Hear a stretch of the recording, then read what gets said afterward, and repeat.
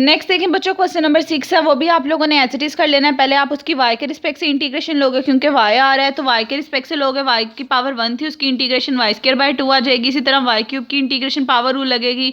Upper limit put करोगे, lower limit put करोगे, उसके बाद उसे सिंप्लीफाई करोगे। अब देखो सिंगल इंटेग्रल में सारे का सारा काम चला गया है। अब सारे के सारा काम x के रिस्पेक्ट से और x के रिस्पेक्ट से इंटीग्रेशन करोगे। x की पावर 1 है, इंटीग्रेशन की पावर रूल लगा, 1/2 कांस्टेंट था, इसकी इंटीग्रेशन की x की पावर 3/3 आ गया, 3 2 6। इस पे भी पावर रूल लगा के इसकी इंटीग्रेशन करोगे। उसके बाद अपर लिमिट पुट करोगे, लोअर लिमिट पुट करोगे, एक दफ़ा 1 1 1 पुट करोगे, 0 0 पुट करोगे, टर्म 0 हो जाएगी, तो ये आपके पास आंसर आ जाएगा। सिमिलरली बच्चों क्वेश्चन नंबर 7 है, इसमें भी देखें y और x की फॉर्म का फंक्शन दिया हुआ है। पहले y के रिस्पेक्ट से इंटीग्रेशन करनी है। जब आप y के रिस्पेक्ट से बात करोगे आपका x कांस्टेंट होगा, x एज इट इज आ गया। e की पावर y की इंटीग्रेशन e की पावर y ही होती है। आप e की पावर y अगर ले रहे हो, इसकी इंटीग्रेशन ले रहे हो, या आपके पास e की पावर y ही आएगी y के रिस्पेक्ट से, तो इसकी इंटीग्रेशन e की पावर y ही आएगी। अपर लिमिट लिखोगे, लोअर लिमिट लिखोगे, अपर लिमिट पुट की, लोअर लिमिट पुट की करने के बाद फर्स्ट टर्म को इससे मल्टीप्लाई किया, e की पावर 0 1 होती है, 1 x से मल्टीप्लाई होकर x आ गया। अब सारे के सारी टर्म x की फॉर्म में चेंज होगी, x के रिस्पेक्ट से इंटीग्रेशन करोगे आप लोग, फर्स्ट टर्म की इंटीग्रेशन करोगे। अब आप लोग गौर करो, यहाँ पे e की पावर x का स्क्वायर है और x है। अब जब यहाँ पे e की पावर में जस्ट y था तो उसकी इंटीग्रेशन e की पावर y आ गई। जब आप लोगों के पास पावर की भी आगे देखें पावर आ रही है, e की पावर x का स्क्वायर। अब आपने इसकी इंटीग्रेशन जब करनी है तो देखें e की पावर x स्क्वायर है, फंक्शन के साथ उसका डेरिवेटिव भी अगर पड़ा हो, जैसे कि देखें अगर मैं इस वाली चीज़ की पावर का डेरिवेटिव लूँ, पावर का डेरिवेटिव 2x आना है। यानी कि अगर आपके पास कोई फंक्शन है उसके साथ उसका डेरिवेटिव पड़ा हो, तब आप लोग उसकी इंटीग्रेशन कैसे करते हो, ये उसका प्रोसीजर है। अगर देखिए फंक्शन आपके पास कोई भी दिया हुआ है, आप लोगों को ये बात बच्चों पता होनी चाहिए, फंक्शन का डेरिवेटिव और इंटीग्रेशन एक दूसरे के इन्वर्स होते हैं। ये डेरिवेटिव होता है ना, इंटीग्रेशन को ख़त्म कर देते हैं, तो पीछे हमारे पास जस्ट फंक्शन रह जाता है।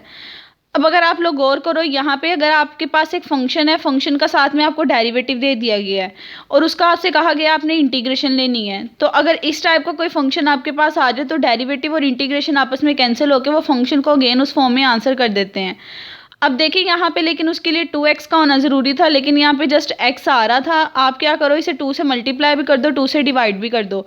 अगर आप इस वाली टर्म को देखो 2 से मल्टीप्लाई करोगे तो e की power x square into 2x आ जाएगा और 1/2 रह जाएगा। ये कॉन्स्टेंट है, इसको एज इट इज़ रहने दो।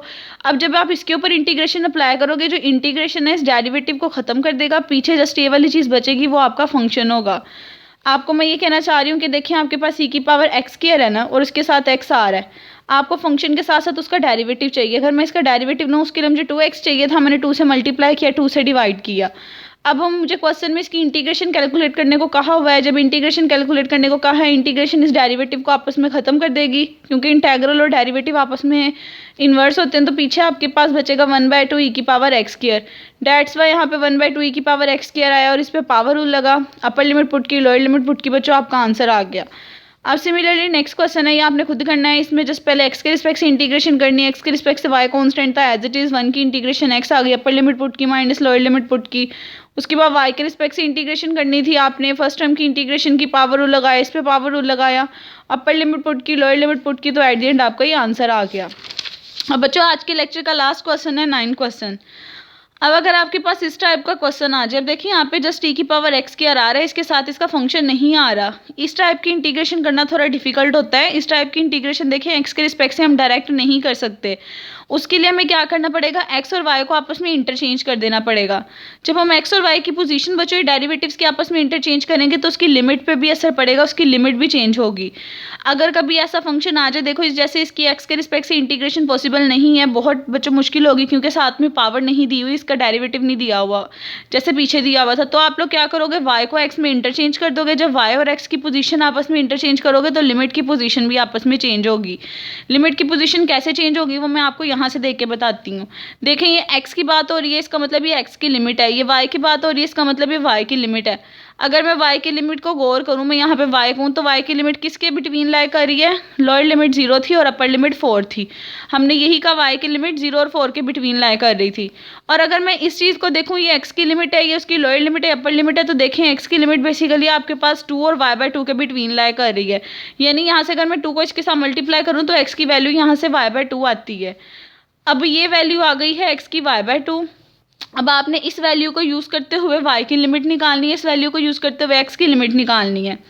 अब देखें y की एक दफ़ा x की लिमिट जो यहाँ से y/2 आ रही है, एक दफ़ा x इक्वल्स टू यहाँ से आपके पास 2 आ रहा है, आपने ये दोनों वैल्यूज़ लिख दी। अब आप 1/1 ये वाली जो वैल्यू निकली थी y वाली इसके अंदर पुट करोगे, इसके रिस्पेक्ट से पुट करके x की लिमिट निकालोगे। ठीक है, अब देखें इसके अंदर क्या करना है। आप देखो, आपने पहले इसकी जगह y की जगह यहाँ 0 पुट किया, क्योंकि यहाँ पे 0 था तो x की वैल्यू आपके पास क्या आ गई 0। फिर आप y की जगह 4 था, लिमिट में 4 पुट करोगे, 2 2 4 होता है तो x की लिमिट क्या आ जाएगी 2। यहाँ से पता चलता है जो y की 0 से 4 लिमिट थी वो अब चेंज हो गई है 0 से 2 में। जहाँ 0 से 4 पहले आ रहा था वहाँ उसकी जगह अब x आ जाएगा 0 से 2। इसी तरह